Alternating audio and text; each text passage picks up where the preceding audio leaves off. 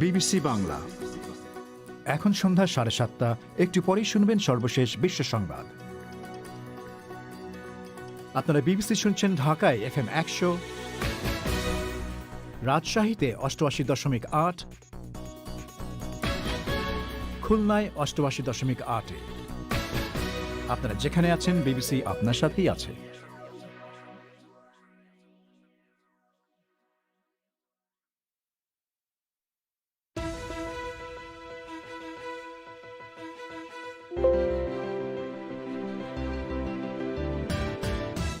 বাংলাদেশে 16ই মে পর্যন্ত অর্থাৎ ঈদের আগে পরেও চলাফেরায় বিধিনিষেধ। বন্ধ থাকবে আন্তঃজেলা বাস, ট্রেন, লঞ্চ। পশ্চিমবঙ্গে নিজের আসনে হারলেও মমতা ব্যানার্জি মুখ্যমন্ত্রী হচ্ছেন। নন্দীগ্রামে তার আসনে কারচুপির গুরুতর অভিযোগ করেছেন তিনি। সব জায়গায় এক ফল, আর একটা জায়গায় হঠাৎ 8,000 ভোট হয়ে গেল 0। 4 ঘন্টা যেটা সার্ভাইয়ার আছে সেটাকে পুরো ডাউন করে রেখে দিয়েছিল। 40 মিনিট লোডশেডিং করে রেখে দিয়েছিল। মেশিন পাল্টেছে, অনেক কিছু করেছে। রিকাউন্টিং দেবে না কেন? পশ্চিমবঙ্গে তৃণমূলের বিপুল বিজয়ে বাংলাদেশের উল্লসিত বা উদ্বিগ্ন হবার কি কিছু রয়েছে? বিশ্লেষণ শুনবেন। এসব নিয়ে শুরু হচ্ছে বিবিসি বাংলার আজকের প্রবাহ।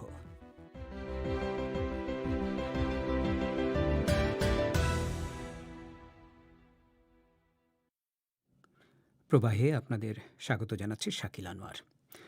পশ্চিমবঙ্গের নিজের আসনে হারলেও মমতা ব্যানার্জি আবারও রাজ্যের মুখ্যমন্ত্রী হচ্ছেন। শুনবেন এক পর। তার আগে বাংলাদেশে লকডাউন মেয়াদ বাড়ানোর প্রসঙ্গ। বাংলাদেশে করোনা ভাইরাসের সংক্রমণ প্রতিরোধে চলমান বিধিনিষেধের সময় আবারও বাড়ানো হয়েছে। মে মাসের 16 তারিখ অর্থাৎ ঈদের পর পর্যন্ত বিধিনিষেধ বলবৎ থাকবে, তবে কিছুটা শর্ত শিথিল করা হয়েছে। এই সময় ট্রেন, লঞ্চ এবং আন্তঃজেলা পরিবহন বন্ধ থাকবে, কিন্তু 6 মে থেকে জেলার অভ্যন্তরে বাস চলতে পারবে। এই সিদ্ধান্ত এমন সময় হলো যখন চলতি লকডাউন ধীরে ধীরে অকার্যকর হয়ে পড়ছে বলে উদ্বেগ, অভিযোগ রয়েছে। আরও শুনুন শাহনাজ পারভিনের কাছে। আজ মন্ত্রিপরিষদের বৈঠকে 16ই মে পর্যন্ত বিধিনিষেধ বর্ধিত করা হয়েছে। এতে কিছু বিষয় শিথিল করা হয়েছে, যেমন জেলার অভ্যন্তরে 6ই মে থেকে অর্ধেক যাত্রী নিয়ে গণপরিবহন চলাচলের অনুমতি দেওয়া হয়েছে। তবে আন্তঃজেলা বাস, ট্রেন ও যাত্রীবাহী নৌযান বন্ধ থাকবে। বেসরকারি কোনো প্রতিষ্ঠান ও কলকারখানায় 3 দিনের বেশি ঈদের ছুটি দেয়া যাবে না। শপিং মল খোলা থাকবে, তবে স্বাস্থ্যবিধি মানার বিষয়টি নিশ্চিত করতে না পারলে, অতিরিক্ত ক্রেতা প্রবেশ করলে, মুখে মাস্ক না থাকলে দরকারে নির্দিষ্ট শপিং মল বন্ধ করে দেওয়া হবে। প্রশাসন ও আইন শৃঙ্খলা রক্ষাকারী বাহিনী বিষয়টি সরাসরি তদারকি করবে। কী ধরনের যুক্তি মাথায় রেখে নতুন এই বিধিনিষেধ আরোপ করা হচ্ছে জানতে চেয়েছিলাম স্বাস্থ্য অধিদপ্তরের মুখপাত্রদের একজন, ডাক্তার মোহাম্মদ রোবেদ আমিনের কাছে। এটা তো কাস্টমাইজ লকডাউন, তাই না? আমাদের এখানে বিভিন্ন জনের বিভিন্ন রকম প্রেশার। এর মধ্যে থেকে কোন জায়গাটাতে আপনার ট্রাভেলটা কম হবে ওগুলো হিসাব নিকাশ করা হয়েছে আর কি, কিছু প্রায়োরিটি ঠিক করে ওগুলাকে সিলেক্ট করে করে কিছু কিছু জায়গায় হয়তো রিল্যাক্সেশন করার চেষ্টা। যেমন ধরেন যেসব জায়গাতে অনেক বেশি সমাগম হবে ওগুলার ব্যাপারটা তো ওরা স্ট্রিক্ট থাকতেছে, বাকি জায়গাগুলো হয়তো কিছু কিছু রিল্যাক্সেশন দিবে আর কি। এর মধ্যে যেমন ধরেন অফিস মার্কেটার ছাড়া আদার্স থিং যেগুলো আছে, সেগুলো দূরযোগ পাল্লা যেসব গণপরিবহন এগুলাকে রেস্ট্রিক্ট করা হয়েছে আর কি। কারণ এখন সবারই তো প্রেশার গভর্নমেন্টের উপর আছে, বুঝছেন না? শর্তগুলো দেখবেন, এগুলোর মধ্যে কিছু জায়গায় দেখবেন কি রিল্যাক্সেশন স্মল আছে, কিছু জায়গায় দেখবেন একটু কড়াকড়ি আছে, এইভাবেই করা হচ্ছে আর কি। বাংলাদেশে গত শীতের মৌসুমে করোনা ভাইরাসের সংক্রমণ বেশ কমে এসেছিল, কিন্তু মার্চ মাস থেকে সংক্রমণ আবারও বাড়তে শুরু করায় 14ই এপ্রিল থেকে এক সপ্তাহের জন্য লকডাউন ঘোষণা করা হয়, যা পরে 5ই মে পর্যন্ত বাড়ানো হয়েছে। কিন্তু এরই মধ্যে দোকান মালিকদের চাপের মুখে সকাল 9টা থেকে বিকেল 5টা পর্যন্ত দোকানপাট ও শপিং মল খোলার অনুমতি দেওয়া হয়। পরে সময় বাড়িয়ে তা রাত 8টা করা হয়। সীমিত আকারে ব্যাংক খোলা রয়েছে। আন্তঃজেলা বাস বন্ধ থাকলেও ছোট যানবাহনে ঠিকই চলাচল অব্যাহত রয়েছে। গত সপ্তাহ খানেক জুড়ে ঢাকায় কার্যত কোনো লকডাউন দেখা যাচ্ছে না। স্বাস্থ্য অধিদপ্তরের একজন সাবেক পরিচালক ডাক্তার বেনজির আহমেদ বলছেন, তিনি একটি কার্যকর লকডাউন বাস্তবায়নে সরকারের সদিচ্ছার অভাব দেখতে পাচ্ছেন। সরকারের মধ্যে অনেক ব্যবসায়ী আছেন, তো স্বাভাবিক কারণেই যখনই কোনো সিদ্ধান্ত হয় তাদের প্রভাবটা পড়ে সেই সিদ্ধান্তে। সাধারণত যেমন ধরেন বাইডেন, আপনি দেখেন জনস্বাস্থ্য একটা দল তৈরি করে দিয়েছে, তারা যা বলছে পুরো আমেরিকা তার সঙ্গে। তা আমাদের এখানে দুঃখজনক ভাবে সেটা নেই। আমাদের জনস্বাস্থ্যের কোনো যে এখানে নেতৃত্ব, সেইটা আমরা প্রথম থেকে দেখিনি। খুব বেশি হলে আমাদের যারা জাতীয় পরামর্শক দল আছে তারা মাঝে মাঝে পরামর্শ দেন, কোনোটা অবজ্ঞা করা হয়, কোনোটা আংশিকভাবে প্রতিপালন করা হয়। এগুলো বেশিরভাগই ব্যবসায়িক প্রশাসনিকভাবে সিদ্ধান্ত নিচ্ছেন। যদি আমরা যথার্থভাবে কাজ না করি, যেরকম ভারতের অবস্থা হচ্ছে, আমাদের অবস্থাও কিন্তু সেরকম হওয়া বিচিত্র না। মিস্টার আহমেদ বলছেন, নতুন ঘোষিত বিধিনিষেধের একটি ভালো দিক হলো আন্তঃজেলা পরিবহন বন্ধ থাকবে, তাই জেলা থেকে জেলায় সংক্রমণ কম ছড়াবে। কিন্তু শহরে যেভাবে মানুষজনের চলাচল এবং শপিং মলের জনসমাগম বাড়ছে, তার ফলে হয়তো ঈদের পরে সংক্রমণের মাত্রা বেশি দেখা যেতে পারে। শাহনাজ পারভীন। ভারতের পশ্চিমবঙ্গের নির্বাচনে বিপুল সংখ্যাগরিষ্ঠতা নিয়ে জয়ী হওয়ার পরে তৃণমূল কংগ্রেসের নির্বাচিত বিধায়করা আজ আবারও মমতা ব্যানার্জিকে বিধানসভায় দলনেত্রী হিসেবে নির্বাচিত করেছেন, অর্থাৎ তিনি আবারও মুখ্যমন্ত্রী হচ্ছেন। যদিও তিনি যে কেন্দ্র থেকে ভোটে লড়েছিলেন সেখানে পরাজিত হয়েছেন। তবে মমতা ব্যানার্জি আজ অভিযোগ করেছেন যে তাকে কারচুপি করে হারানো হয়েছে। এক সংবাদ সম্মেলনে মমতা ব্যানার্জি অভিযোগ করেছেন যে ওই কেন্দ্রের রিটার্নিং অফিসারকে ভয় দেখানো হয়েছিল যাতে তিনি পুনঃগণনার আদেশ না দেন। সব জায়গায় এক ফল, আর একটা জায়গায় হঠাৎ 8,000 ভোট হয়ে গেল 0। 4 ঘন্টা যেটা সার্ভাইয়ার আছে সেটাকে পুরো ডাউন করে রেখে দিয়েছিল। তারপরে 40 মিনিট লোডশেডিং করে রেখে দিয়েছিল। মেশিন পাল্টেছে, অনেক কিছু করেছে। রিকাউন্টিং দেবে না কেন? ইলেকশন কমিশন দিল না কেন? What is their interest? আর রিটার্নিং অফিসারের সাংঘাতিক কথা দেখছেন যে অ্যাট দ্য পয়েন্ট অফ গান তাকে কাজ করতে হচ্ছে। সে বলছে আমার লাইফ থ্রেট আছে, আমি করতে পারছি না। What is this? সব সাংবাদিকরা দেখলো, অ্যানাউন্স করে দিল, ইলেকশন কমিশন অ্যানাউন্স করে দিল, গভর্নর আমাকে ফোন করলো, তারপরে হঠাৎ সব উল্টে গেল। আমি তো এরকম কোথাও দেখিনি যে এত বড় মাফিয়াগিরি। এ নিয়ে বিস্তারিত জানাতে কলকাতা থেকে টেলিফোনে সরাসরি আমার সাথে যোগ দিচ্ছেন সংবাদদাতা অমিতাভ ভট্টশালী। অমিতাভ, বেশ কিছু জল্পনা কল্পনা আসলে গতকাল থেকেই চলছিল যে মমতা ব্যানার্জি মুখ্যমন্ত্রী হবেন কিনা, মানে নন্দীগ্রামে হেরে যাওয়ার পরে। এখন আজকে মনে হচ্ছে যে তিনি আবার মুখ্যমন্ত্রী হচ্ছেন।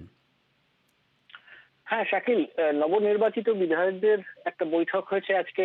তাতে কলকাতা এবং আশেপাশের বিধায়করা সরাসরি এবং বাকিরা ভার্চুয়ালি যোগ দিয়েছিলেন। এবং তারপরেই তৃণমূল কংগ্রেসের মহাসচিব পার্থ চ্যাটার্জি জানিয়েছেন যে মমতা ব্যানার্জিকেই পরিষদীয় দলনেত্রী হিসেবে বেছে নেওয়া হয়েছে এবং তিনি আজই সন্ধ্যায় রাজ্যপালের কাছে আনুষ্ঠানিকভাবে সরকার গড়ার অনুমোদন চাইতে যাবেন এবং শপথ নেবেন মুখ্যমন্ত্রী হিসেবে 5 তারিখ। আর যে জল্পনার কথা বললেন সেটা আসলে মিডিয়ার একাংশটা চলছিল। তৃণমূল কংগ্রেসের নেতাকর্মীদের মধ্যে কোনো দ্বিধাদ্বন্দ্ব ছিল না যে বিপুল সংখ্যাগরিষ্ঠতা পাওয়ার পরেও মমতা ব্যানার্জি ছাড়া অন্য কেউ মুখ্যমন্ত্রী হবেন। যদিও কিছু প্রশ্ন নিঃসন্দেহে উঠেছিল যে নন্দীগ্রামে হেরে গিয়েও কিভাবে তিনি মুখ্যমন্ত্রী হবেন। তবে নির্বাচনে না দাঁড়িয়ে অথবা পরাজিত হয়েও মুখ্যমন্ত্রী অথবা অন্য কোনো মন্ত্রী হওয়া যায়, সেটা সংবিধানেই লেখা আছে। ভারতে অনেক উদাহরণও আছে এরকম, যেমন মমতা ব্যানার্জি নিজেই তো 2011 সালে যখন প্রথমবার মুখ্যমন্ত্রী হয়েছিলেন সেই ভোটে তো তিনি কিন্তু দাঁড়াননি। সেটা তো 6 মাসের জন্য বড় জোর, তাই তো? 6 মাসের মধ্যে তাকে কোনো উপনির্বাচনের দিকে আসতে হবে। এক্ষেত্রে যেটা হয় সাধারণত যে দলেরই কোনো নির্বাচিত বিধায়ক তিনি পদত্যাগ করবেন এবং তারপরে সেই আসনটা ফাঁকা হলে নির্বাচন কমিশন সেখানে উপনির্বাচনের ঘোষণা করবেন এবং সেখানে প্রার্থী হয়ে মমতা ব্যানার্জি জিতে আসবেন। তো একটু আগেই তার মুখেই শুনছিলাম যে তিনি গুরুতর অভিযোগ করেছেন যে তাকে কারচুপি করে হারানো হয়েছে এবং তিনি এমন কথাও বলেছেন যে রিটার্নিং অফিসারকে ভয় দেখানো হয়েছে যাতে তিনি পুনঃগণনার আদেশ না দেন। তো এই তো গুরুতর অভিযোগ, এবং ওই রিটার্নিং অফিসার কিভাবে তাকে ভয় দেখানো হলো, মানে কি জানা যাচ্ছে কি? দেখুন, মমতা ব্যানার্জি এই নিয়ে তার বাড়িতে একটা সংবাদ সম্মেলন করেন আজ দুপুরে। প্রথমেই তিনি বলেন যে কাল রাত 11টা নাগাদ কোনো একজনের কাছ থেকে তিনি একটি SMS পেয়েছেন, যেটি সেই ব্যক্তিকে পাঠিয়েছেন নন্দীগ্রামের আসনের ভোট পরিচালনার যে দায়িত্বে ছিলেন যে রিটার্নিং অফিসার তিনি। এবং ইংরেজি ওই SMS-টি এক সাংবাদিককে দিয়ে পড়িয়ে শোনান মমতা ব্যানার্জি। এবং মমতা ব্যানার্জির ওই SMS অনুযায়ী দাবি যে ওই অফিসার লিখছেন যে পুনর্গণনার আদেশ দিলে তার সংশয় হতে পারে এবং তার একটি কন্যা সন্তান রয়েছে, তার পরিবার রয়েছে, তিনি চাপের মুখে হয়তো আত্মহত্যা করতে পর্যন্ত বাধ্য হতে পারেন, এরকম একটা SMS তিনি পেয়েছেন। কিন্তু ওই যে কর্মকর্তা তিনি নিজে কি কিছু বলেছেন এ সম্পর্কে? না, তিনি নিজে কিছু বলেননি এবং কারণ তিনি তো এখনো পর্যন্ত নির্বাচন কমিশনের অধীনে কাজ করছেন, নির্বাচন কমিশনের অফিসার। তিনি নিজে কিছু বলেননি বা নির্বাচন কমিশনও কিছু বলেননি। এবং মমতা ব্যানার্জি যেটা বলেন যে আপনিও যেটা শোনাচ্ছিলেন তার গলায় যে 8,000 ভোটে একটা সময় এগিয়েছিলেন, হঠাৎই ফল উল্টে যায়। এবং মিস ব্যানার্জি এটাও বলছেন যে পুনর্গণনা তো যে কেউ চাইতেই পারে, নির্বাচন কমিশন কেন দিল না সেটা করতে। আর এটা নিয়ে যে তিনি আদালতে বিচার চাইতে যাবেন সেটাও বলেছেন এবং ততক্ষণ পর্যন্ত যেন ভোট যন্ত্র সহ সমস্ত নথি সুরক্ষিত রাখা হয় সেটাও নিশ্চিত করতে হবে, এমনটাই দাবি করেছেন অমিতাভ, মমতা ব্যানার্জি। খুব সংক্ষেপে বলবেন এ সম্পর্কে বিজেপি কি বলছে? মমতা ব্যানার্জির এই অভিযোগ নিয়ে এখনো বিজেপি কিছু বলেনি, তবে বিজেপি নেতারা যে বিষয়টা নিয়ে আজ সকাল থেকেই অভিযোগ করছেন সেটা হলো নির্বাচন পরবর্তী হিংসার শিকার হচ্ছেন তাদের কর্মীরা। ইতিমধ্যেই 6 জন খুন হয়েছে, বহু সমর্থক ঘর ছাড়া হয়ে আছেন। নন্দীগ্রাম সহ অনেক এলাকাতেই তাদের দলীয় অফিস ভাঙচুর করা হয়েছে বলে বলছেন রাজ্য সভাপতি দিলীপ ঘোষ এবং তারা বলছেন যে পুলিশের সামনেই এসব হামলা হচ্ছে, কিন্তু কোনো ব্যবস্থা নিচ্ছে না পুলিশ প্রশাসন। অমিতাভ, আপনাকে ধন্যবাদ। কলকাতা থেকে বলছিলেন অমিতাভ ভট্টশালী। পশ্চিমবঙ্গের নির্বাচনে মমতা ব্যানার্জির পুনর্নির্বাচন এবং বিজেপির পরাজয়ে বাংলাদেশের উদ্বিগ্ন বা উল্লসিত হওয়ার কি কোনো কারণ রয়েছে? জিজ্ঞেস করেছিলাম বাংলাদেশের সাবেক পররাষ্ট্র সচিব তৌহিদ হোসেনকে। দেখুন, প্রথমত যে নির্বাচন যেটা হয়েছে, বিজেপি ঠিক আছে তারা জেতেনি, কিন্তু তারা বিশাল সংখ্যক সিট পেয়েছে অ্যাসেম্বলিতে, এটা খুবই গুরুত্বপূর্ণ। পশ্চিমবঙ্গে এই নির্বাচনের মাধ্যমে বিজেপি কিন্তু বেশ নিজেকে একটা রাজনৈতিক শক্তি হিসেবে দৃঢ়ভাবে প্রতিষ্ঠিত করলো। তাহলে বাংলাদেশের জন্য বাস্তবতা আসলে কি দাঁড়াচ্ছে? দেখুন, পশ্চিমবঙ্গেও তৃণমূলই ক্ষমতায় ছিল, কেন্দ্রেও বিজেপি ক্ষমতায় ছিল এবং আছে। কাজে সত্যিকার অর্থে বড় কোনো পরিবর্তন তো হয়নি। সেক্ষেত্রে বাংলাদেশের জন্য এটা বিরাট কোনো পরিবর্তন কেন নিয়ে আসবে? খুব উদ্বেগেরই বা কি আছে, বা উল্লসিত হওয়ারই বা কি থাকতে পারে? একটু ধরুন আশ্বস্ত হওয়ার জায়গা যেটা, সেটা হলো যে পশ্চিমবঙ্গ ঠিক আসামের মতো একেবারে বিজেপির কবজায় চলে যায়নি এবং পশ্চিমবঙ্গের যে খানিকটা হলেও ধর্মনিরপেক্ষ একটা চরিত্র আছে, সেটার গুরুত্ব কি বাংলাদেশের জন্য? সেটার গুরুত্ব কি? সেটার গুরুত্বটা হলো এই যে আসামে কিন্তু ইতিমধ্যে নাগরিকপঞ্জি ইত্যাদি নিয়ে প্রচুর চাপ আসে বাংলাদেশের উপরে। বিজেপি এখানে আসলে, বিজেপি তো তাদের ইলেকশন অঙ্গীকারের মধ্যে ছিল যে এনআরসি করবে, তারা এখানে এটা করবে। হয়তো তারা এরপরেও করার চেষ্টা করবে, কিন্তু তারপরে অন্ততপক্ষে পশ্চিমবঙ্গে যে সরকার আছে তারা সেটাতে সহযোগী হবে না বলে মনে হচ্ছে। এটা একটা স্বস্তির জায়গা আর কি। এছাড়া আমি মনে করি না যে বড় কোনো একটা অস্বস্তির কথা শোনা যায় সব সময় যে তিস্তা চুক্তি শেখ হাসিনা সরকারের একটা বড় টার্গেট, যেটা একটা ধারণা যে মমতা ব্যানার্জির কারণে সেটা করতে পারছে না তারা। সেটা কি একটা অস্বস্তির কারণ হতে পারে যে আরো 5 বছর তিস্তা চুক্তি হবে না, এ ধরনের বিষয়? আমি দেখুন, এই ধারণাটার সাথে আমি খুব একটা একমত নই। ধরুন, মমতা ব্যানার্জির অবস্থান হচ্ছে যে তিনি তিস্তার পানি বাংলাদেশকে দেবেন না, ঠিক আছে। বিজেপির যে পশ্চিমবঙ্গ ইউনিট, তারা কি বলেছে যে তারা ক্ষমতায় আসলে বাংলাদেশকে তিস্তা পানি চুক্তি করবে? এটা তো তারা বলেনি। শেষ পর্যন্ত নির্বাচনী স্বার্থই, ভোটের স্বার্থই দেখবে সব দলই। আরেকটা বিষয়, সেটা হচ্ছে ধরুন পশ্চিমবঙ্গ সাথে যে বিশাল সীমান্ত, তাতে সেই রাজ্যের সরকারের সাথে একটা সুসম্পর্ক গুরুত্বপূর্ণ এবং সেখানে নির্বাচনের আগে মিস্টার মোদি বাংলাদেশে এসে সেখানে কার্যত তিনি নির্বাচনী প্রচারণা চালিয়েছেন, যেটা মমতা ব্যানার্জি স্পষ্টভাবে বলেছেন আর কি, সেটা তিনি পছন্দ করেননি। তো সেই সম্পর্কে কোনো চিড় ধরতে পারে কি না, মানে আপনার কাছে কি মনে হয়?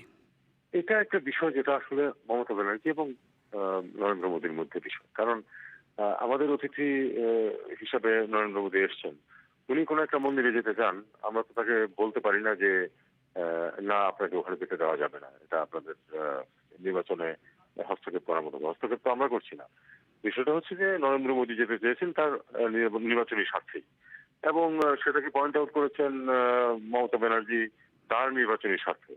বাংলাদেশ তো এখানে আগ বাড়িয়ে তাকে সাজেস্ট করেনি যে দেখুন আপনি আসুন, আপনি ওই মন্দিরে যান, তাহলে আপনার নির্বাচনের সুবিধা হবে। আমরা তো সেটা করিনি। কাজে এখানে আমার মনে হয় যে এই কারণে, বিশেষ করে যেহেতু মমতা ব্যানার্জির নির্বাচনে তো সেটা তেমন কোনো প্রভাবও ফেলেনি। কিন্তু তিনি মমতা ব্যানার্জি এটা একেবারেই পছন্দ করেননি এবং আপনি জানেন যে কোনো সম্পর্ক, সেটা কূটনৈতিক সম্পর্ক হোক, রাজনৈতিক সম্পর্ক হোক, ব্যক্তিগত সম্পর্ক হোক, পছন্দ অপছন্দের উপরে নির্ভর করে অনেক কিছু, তাই না? না, তারপরে ধরুন আমরা মোদিকে বাধা দিতাম যে না আপনারা এখানে আপনি যেতে পারবেন না, তাতেই কি মমতা আমাদের উপর খুব বেশি খুশি হয়ে যেত?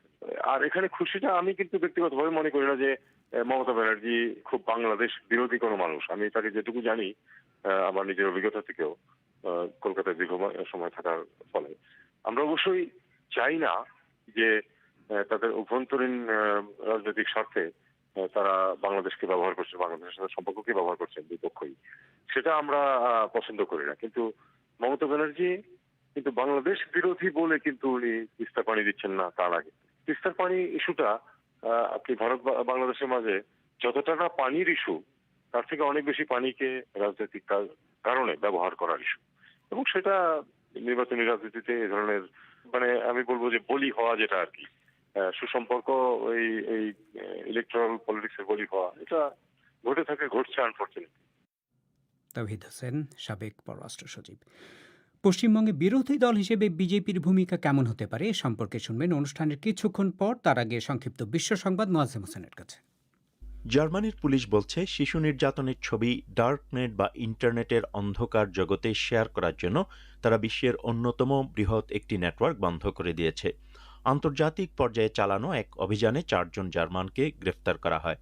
কর্মকর্তারা বলছেন বয়েস টাউন নামের এই নেটওয়ার্কের সদস্য সংখ্যা 4 লাখের বেশি এবং সেখানে অল্প বয়সী শিশুদের উপর ভয়াবহ যৌন নির্যাতনের ছবিসহ আরও বিভিন্ন ধরনের জিনিস শেয়ার করা হতো। ইউরোপীয় কমিশন ইইউতে বিনা প্রয়োজনে ভ্রমণের উপর জারি করা নিষেধাজ্ঞা শিথিল করার সুপারিশ করেছে। তারা বলছে পুরোপুরি টিকা নেওয়া হয়ে গেছে এমন বিদেশি নাগরিক, সেই সঙ্গে যেসব দেশে করোনা ভাইরাসের সংক্রমণের হার কম সেখানকার নাগরিকরা যেন ইইউতে ঢুকতে পারে। ভারতে করোনা ভাইরাস মহামারীতে বিপর্যস্ত রাজধানী দিল্লিতে কোভিড সেবা সুবিধা এবং নিবিড় পরিচর্যা ইউনিট খোলার জন্য সেনাবাহিনীকে অনুরোধ করেছে কর্তৃপক্ষ। দিল্লির ডেপুটি মুখ্যমন্ত্রী মনীষ সিসোদিয়া বলেছেন, গড়ে প্রতিদিন প্রায় 25,000 লোক সংক্রমিত হচ্ছেন এবং শহরের স্বাস্থ্য অবকাঠামো এখন আর তা সামাল দিতে পারছে না। ভারত এবং অস্ট্রেলিয়ার মধ্যে ভ্রমণের উপর এক নিষেধাজ্ঞা সোমবার থেকে কার্যকর হচ্ছে, যা কেউ লঙ্ঘন করার চেষ্টা করলে তাকে 5 বছর পর্যন্ত কারাদণ্ড দেওয়া হতে পারে। অস্ট্রেলিয়ার ইতিহাসে এই প্রথম তার নিজের দেশের নাগরিকদের দেশে ফিরে আসার ক্ষেত্রে এমন নিষেধাজ্ঞা আরোপ করা হলো। ফ্রান্সে তৃতীয় কোভিড লকডাউন তুলে নেয়ার সরকারি পরিকল্পনার অংশ হিসেবে শিক্ষার্থীরা তাদের স্কুলের শ্রেণীকক্ষে ফিরে গেছে। লোকজন এখন তাদের বাড়ি থেকে 10 কিলোমিটারেরও বেশি দূরে যেতে পারবে। প্রেসিডেন্ট ম্যাক্রোর পরিকল্পনায় এ মাসের আরও পরের দিকে সারা দেশে জারি করা কারফিউ পিছিয়ে রাত 9টা থেকে বলবৎ করার কথা বলা হয়েছে। ইসরায়েলি সরকারের একটি নজরদারি সংস্থা বলছে, গত সপ্তাহে ইহুদিদের একটি ধর্মীয় উৎসবের সময় পদদলিত হয়ে 45 জনের মৃত্যুর ঘটনায় তারা তদন্ত শুরু করবে। কয়েক বছর আগে কর্তৃপক্ষ উত্তরাঞ্চলীয় এই মাউন্ট মেরন স্থানটিকে ব্যবহারের জন্য বিপজ্জনক হতে পারে বলে উল্লেখ করেছিল। মোয়াজ্জেম হোসেন, এবারে খেলার খবর। খেলার খবর পড়ছি রাহেম মাসুদ। শুরুতেই ক্রিকেট। ক্যান্ডিতে পঞ্চম দিনের শুরুর দিকেই বাংলাদেশ অল আউট হয়ে গেছে শ্রীলঙ্কার বিপক্ষে। 227 রানে অল আউট বাংলাদেশ হারল 209 রানে। এ নিয়ে আরও একটি টেস্ট সিরিজে হারের মুখ দেখল বাংলাদেশের ক্রিকেট দল। বাংলাদেশকে 437 রানের টার্গেট দিয়েছিল শ্রীলঙ্কা। মূলত শ্রীলঙ্কার নবাগত স্পিনারদের সামনে টিকতেই পারেনি বাংলাদেশের ব্যাটসম্যানরা। প্রবীণ জায়া উইকেরামা 11টি উইকেট নিয়েছেন এই টেস্ট ম্যাচে। দ্বিতীয় ইনিংসে বাংলাদেশের কেউই 50 পার করতে পারেনি। রমেশ মেন্ডিস ও প্রবীণ এই দুইজন স্পিনার মিলে 17টি উইকেট নিয়েছেন। 2 ম্যাচের এই টেস্ট সিরিজে সিরিজ সেরার পুরস্কারটি পেয়েছেন দিমুথ করুণারত্নে। ম্যাচ শেষে বাংলাদেশের অধিনায়ক মুমিনুল হক বলেন, টসে হেরেই মূলত পিছিয়ে পড়েছে বাংলাদেশ দল। আপনি যখন ব্যাটিং ভালো করবেন না, ডেফিনেটলি আপনার লেফট আর্ম স্পিন হোক অথবা রাইট আর্ম স্পিন হোক, আপনার 11 উইকেট পেতেই পারে। তো আমার কাছে মনে হয় যে আমরা টিম হয়ে, আপনার ব্যাটিং গ্রুপ হয়ে আপনার ওইভাবে কেউ ব্যাটিং করতে পারেনি, এক্সেপ্ট তামিম ভাই ফার্স্ট ইনিংসে খুব ভালো ব্যাটিং করছে, খুব সুন্দর স্টার্ট করছে। এরপরে আমরা কেউ ওইটা বড় ইনিংস করতে পারিনি। ইভেন আমার কাছে মনে হয় যে আমি সেকেন্ড টেস্টে আপনার ওইরকম যদি আমরা অ্যাটলিস্ট এই উইকেটে কন্ডিশনে যদি 4-5 সেশন ব্যাটিং করতে পারতাম তাহলে হয়তো জিনিসটা অন্যরকম হতো। অ্যাট দ্য সেম টাইম আমার কাছে মনে হয় যে এই টেস্টে আপনার টসটা খুবই ইম্পর্টেন্ট ছিল। ইন্ডিয়ান প্রিমিয়ার লিগে কলকাতা নাইট রাইডার্স ও রয়্যাল চ্যালেঞ্জার্স বেঙ্গালুরুর মধ্যে একটি ম্যাচ বাতিল হয়েছে। এটি পরবর্তীতে একটি পুনর্নির্ধারিত সময়ে আয়োজিত হবে। বরুণ চক্রবর্তী ও সন্দীপ ওয়ারিয়ারের কোভিড পজিটিভ বলে শনাক্ত হয়েছে। বাকিদের টেস্টের ফলাফল নেগেটিভ এসেছে, যার ফলে ম্যাচটি বাতিল হয়েছে। আইপিএল শুরু হওয়ার পর এই প্রথম কোনো ক্রিকেটারের পজিটিভ শনাক্ত হয়েছে। এবারের দর্শকবিহীন আইপিএল আয়োজিত হচ্ছে ভারতের 6টি ভেন্যুতে। ভারতের সপ্তাহ জুড়েই কোভিড পরিস্থিতির অবনতি হয়েছে। গত 24 ঘন্টায় মারা গেছেন 3,500-এরও বেশি মানুষ। ইংলিশ প্রিমিয়ার লিগে আজ রাতে ওয়েস্ট ব্রম ও ওলভারহ্যাম্পটন মুখোমুখি হবে বাংলাদেশ সময় 11টায়। ওদিকে বার্নলে ও ওয়েস্ট হ্যাম ইউনাইটেডের খেলা 11:15 আইসিসির ওয়ানডে ক্রিকেট র্যাঙ্কিংয়ের শীর্ষে উঠল নিউজিল্যান্ড। ওয়ানডের পাশাপাশি টি-20তেও উন্নতি হয়েছে নিউজিল্যান্ডের। 20 ওভারের ক্রিকেটে এক ধাপ এগিয়েছে বাংলাদেশ। ওয়ানডেতে অবস্থান আগের মতোই সপ্তম। স্প্যানিশ লিগের লিওনেল মেসির জোড়া গোলে ভ্যালেন্সিয়াকে তাদের মাঠে 3-2 গোলে হারিয়েছে বার্সেলোনা। মেসি 57 মিনিটে পেনাল্টি মিস করলেও ঠিক 12 মিনিট পরেই দারুণ এক ফ্রি কিকে লিড বাড়িয়ে নেন। ভারতের শাসক দল বিজেপি পশ্চিমবঙ্গে তৃণমূলকে হারিয়ে ক্ষমতা দখলে ব্যর্থ হলেও এই প্রথমবারের মতো রাজ্যের প্রধান বিরোধী দল হিসেবে উঠে এসেছে।